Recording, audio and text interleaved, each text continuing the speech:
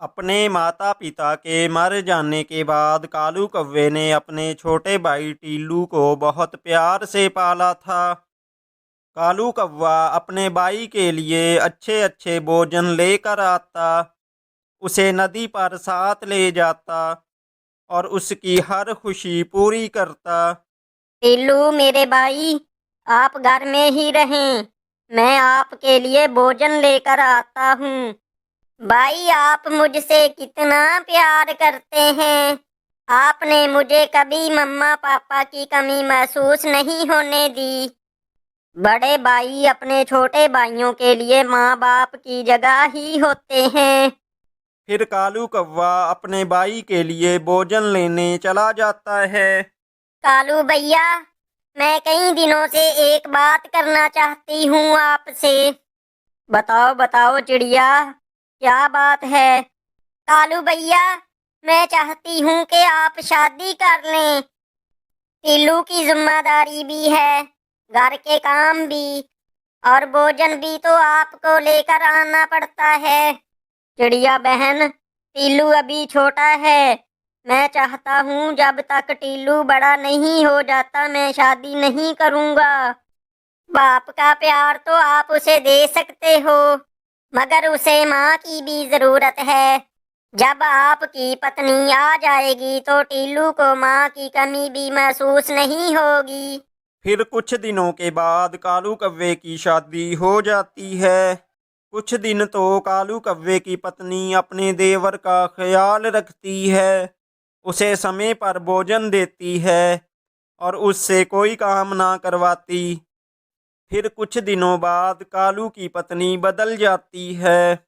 टीलू, अब तुम इतने भी छोटे नहीं हो, किसी काम को हाथ नहीं लगाते, सारा दिन भोजन खाकर सोए रहते हो। आज से घर की सफाई तुम किया करोगे। भाभी, मैं कर लूंगा, तुम चिंता मत करो। फिर ऐसे गोरी कौवी तीलू से घर के सारे काम करवाती और अगर कोई गलती हो जाती तो उसे मारा भी करती। फिर एक दिन शाम को कालू कौवा जब भोजन लेकर घर वापस आता है तो उसकी पत्नी गोरी कौवी कालू से कहती है, पति जी, बस बहुत हो गया। मैं अब इस तीलू देवर जी को घर में नहीं रख सकती।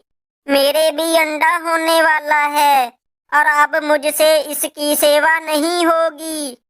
गौरी, मैंने पिता बनकर पाला है अपने छोटे भाई को। मैं तो तुमको उसकी माँ बनाकर लाया था और तुम तो उसको घर से निकालने की बात कर रही हो। अगर तुम इसको घर से नहीं निकाल सकते तो मैं ही घर से चली जाती हूँ। भाभी, ऐसे लड़ने का कोई फायदा नहीं। आप चिंता ना करें, मैं ही घर से चला जाता हूँ। नहीं छोटे भाई, आप कहीं नहीं जाएंगे। नहीं भाई, मैं सब समझता हूँ। मैं अब इतना भी छोटा नहीं हूँ। मैं नहीं चाहता कि मेरी वजह से आपका घर बर्बाद हो। फिर तीलू वहां से चला जाता है। वो उड़ता उड़ता बहुत दूर चला जाता है और दूसरे जंगल में पहुंच जाता है। तीलू एक पेड़ पर बैठा था कि वहां पर एक कबूतर आ जाता है। छोटे कौवे, इस समय यहाँ क्यों बैठे हुए हो? मेरे माता पिता नहीं हैं और जब भाई की शादी हुई तो भाभी ने मुझे घर से निकाल दिया। कबूतर को उस छोटे कौवे पर बहुत दया आती है और वो इसे अपने साथ अपने घर ले जाता है। मेरे पास सब कुछ है। आज से तुम मेरे साथ ही रहोगे और मेरे साथ मेरे खेतों में काम करवाया करोगे। मैं भी अब बीमार ही रहता हूँ। ये सब तुम्हारा ही है। अब इस घर को तुम अपना ही समझो। फिर उस दिन के बाद तीलू कबूतर के साथ ही रहता है। वो हर रोज कबूतर के साथ खेतों में काम करवाता। गोरी के अंडे से भी बच्चा निकल आया था। कालू, हमारा बच्चा कितना सुंदर है। हाँ गौरी, अगर आज मेरा भाई घर में होता तो वो बहुत खुश होता। हर समय बाई बाई, तुम उसे भूल क्यों नहीं जाते? जाओ और मेरे लिए कोई मीठा सा फल देख कर लाओ, बहुत भूख लगी हुई है मुझे। कालू उड़ता हुआ जा रहा था। वो बहुत परेशान था। बेख्याली में कालू एक पेड़ से टकरा जाता है और वहीं गिर जाता है। शाम को चिड़िया उसे उठाकर उसके घर छोड़ आती है। कालू, कालू मेरे पति जी, क्या हुआ तुम्हें? कालू एक पेड़ से टकरा गया था और उसका पंख टूट गया। मुझे बहुत दुख हुआ गोरी। अब कालू कौवा कभी उड़ नहीं पाएगा। फिर चिड़िया वहां से चली जाती है। घर में कोई और तो कमाने वाला था नहीं। आहिस्ता आहिस्ता गोरी के घर से सारा भोजन पानी खत्म हो जाता है। आज तो इसका छोटा सा बच्चा भी भूखा था।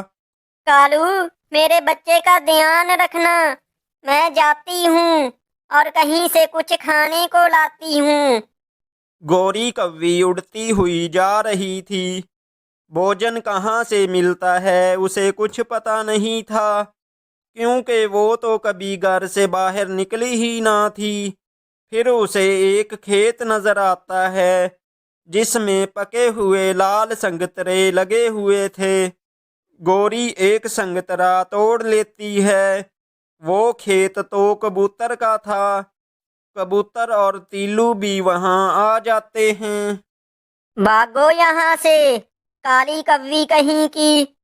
आते ही कबूतर गोरी को ऐसे कहता है। गोरी तीलू को पहचान लेती है और उसे देखकर बहुत हैरान होती है। चाचा कबूतर, इसे कुछ मत कहो, ये मेरी भाभी है। तीलू, तुम अभी तक जिंदा हो? मैं तो समझी थी तुम कब के मर गए होगे। तुमने तो जीना सीख लिया। जीना ही नहीं सीख लिया, बल्कि ये संगतरों का बाग भी तीलू का ही है। ये बहुत मेहनती है और तुमने इसे बोझ समझकर अपने घर से निकाल दिया था। भाभी जी, भैया ठीक है? मेरा अपने भाई से बहुत दिल उदास है।